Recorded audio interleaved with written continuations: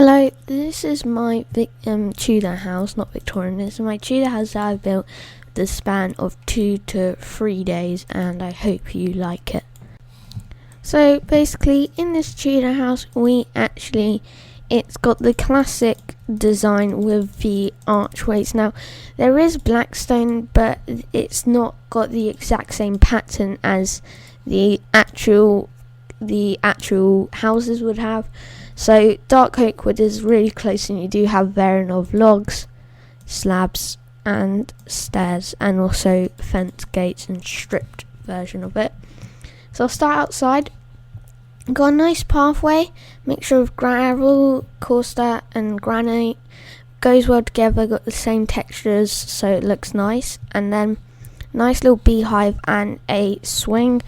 And this is based off the swings they did have back then. They were just ropes attached to a chunk of wood which you'd sit on. Now come around the side here, we have a horse with some hay to sleep and eat, and then we've got some water troughs there, and we have a crop field, just a small little one, not massive, and then some plants. But I quite like this thing, so it's like a little shelter, but then it's also logs, and these are actually campfires just put out, and they make it look like they're just logs on top of each other. So now that I've shown you the outside, we may as well go inside. So when you come in, you're led up here, and straight away you can see the kitchen. Now the kitchen doesn't have a lot of light in here, unfortunately. However, it does have this boiling water. As you can see, there's like hot smoke coming out of it, and some furnaces here where they'd cook it. And I've also put in some rooms some beams and a patterned ceiling. Then there's also just some barrels here where they would store food. Then through here, this is more of a closet or just a spare room with a armor stand here with some armor, I guess, and a sword. So basically a knight almost, with gold and iron. So yeah, that's quite cool. Then this is the living room. This is one of the biggest rooms there are. So there's paintings, and then here we have the campfire pile again to make it look like some nice logs. And this is actually a shovel, but it looks like it could be used, a smaller one, to put out coal. And then the fire's in there with some stone. I know it's next to wood, but it's not burnt yet. So then there's a nice couch here actually, or sofa, and back then they weren't nice. They weren't like white and grey. They were actually a weird sort of fabric material, almost a brownish peach, and unfortunately there isn't a colour like that other than sand, but there isn't anything that'll actually go like it. Then there's stairs up here, and I should point out some windows are blocked out just because of a building. So yeah, that's one thing, you may not see a lot of windows. It's like I said, coming upstairs there is some carpet here just to make it look nice, and some more carpet inside here.